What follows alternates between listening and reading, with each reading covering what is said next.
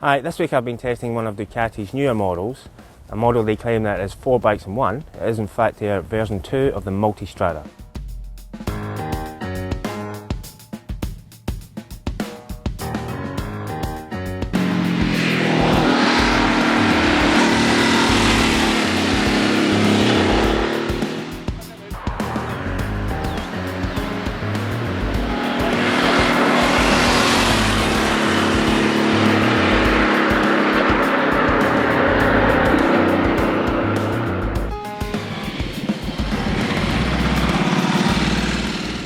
Now Ducati have their roots in sport bike manufacture, of course, and the Multistrada is nothing like a sports bike. It is in fact pretty much an adventure style bike.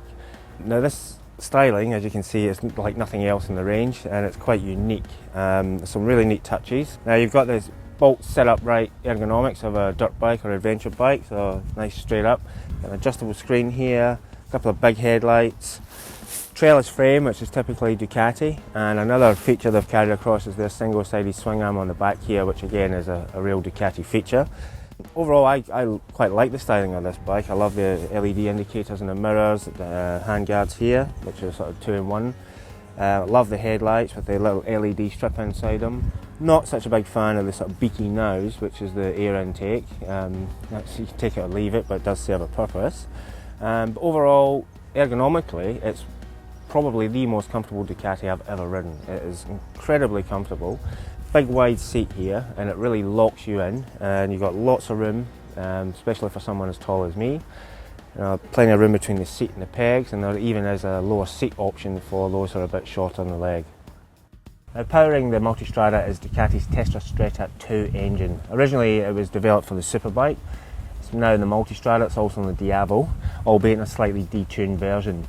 This puppy, well, it puts out 150 horsepower, which is fairly grunty. In fact, it's the most powerful sort of bike in this segment.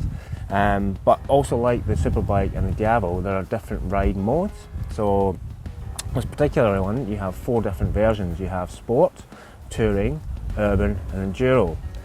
Now, what it does, it changes the mapping and traction control for each mode.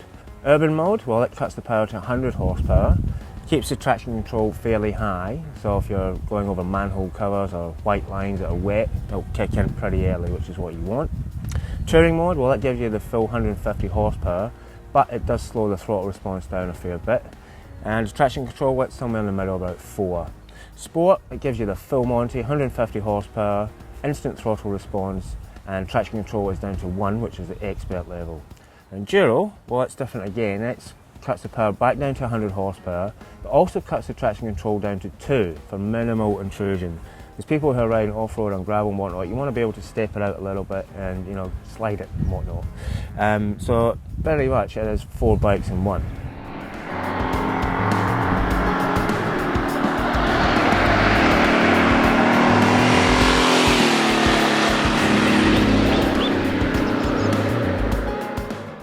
On this standard version, suspension wise, we have a set of 50mm Marzocchis up front and a Sachs rear shock.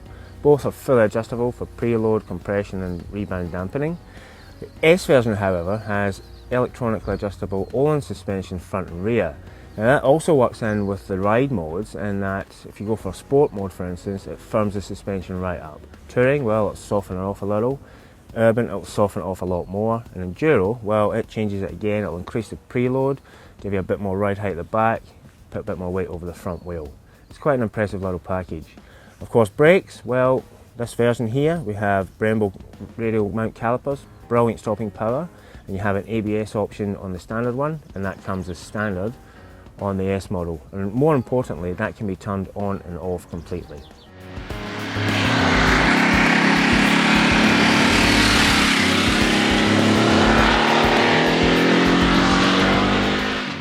Another couple of vital statistics. Well, the Ducati weighs in at 189 kilos wet, with no fuel of course.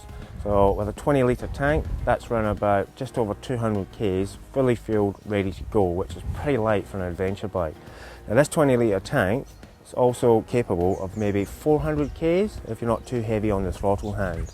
So that's run about 5 litres per 100 k's. Now, like any modern bike, the Ducati is full of neat little tech touches.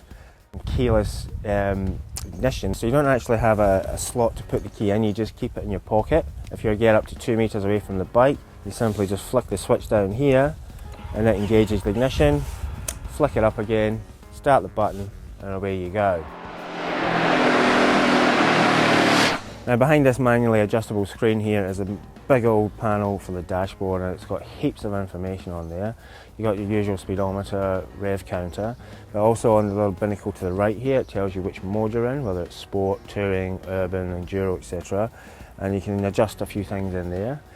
You've got Ducati traction control, tells you whether it's on or off, temperature gauge, trip meters, all the information you need at a glance, and it actually works really well in all light conditions because it's got a lovely matte finish, so it doesn't reflect back when it's got direct sunlight behind you, and it really is an information centre that is ideal for touring and adventure riding. The fuel tank here is blow moulded plastic, so if you do have to biff it while you're doing a bit of enduro mode, off-road, you're not going to have to replace the whole thing. You can just replace certain panels or whatever's damaged, but the tank underneath, well, it's pretty robust.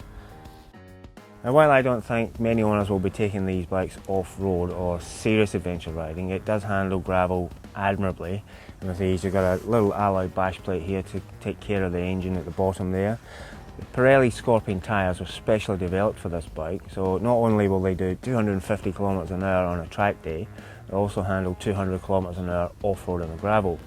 Other neat little touches, well, you've got these rubber inserts in the foot pegs for when you're riding on the road. You want a bit more grip if you're in muddy conditions, or they just pop out.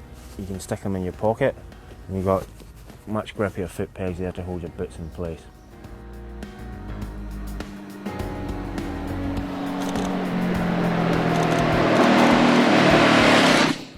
Now, the most important thing you're probably wondering is, what does it go like, mister? Well, it goes like a cat. 150 horsepower, sport mode, big wide handlebars, sticky tyres. You really can take some serious liberties on this bike. The handling, well, it is fantastic out of the box. You don't really need to do much in the way of suspension setup unless you're doing some serious off-roading or got some luggage or a pillion or whatever. But on standard suspension, standard settings, sport mode, little traction control, you really can ride this thing like a sports bike. However, like in urban mode, if you're riding around town, it really does pay to switch modes because it smooths out that throttle response quite a bit, and also the economy will be a bit better as well. Handling, as I said, it is just superb. You can adjust this rear preload with a little knob on the back here. It takes literally seconds, and of course if you have the S model, you just push the button and it does it all for you. I really think this is pretty much almost the 4 bikes in one that Ducati claim it is. I think the Enduro is maybe taking it just a little bit far because the 17-inch wheel at the front doesn't have knobbly tyres, and to be honest, I'm not sure, rather should I say, how robust the Ducati would be in an off-road environment. But three bikes in one, I think that's more than good enough for the price you're paying.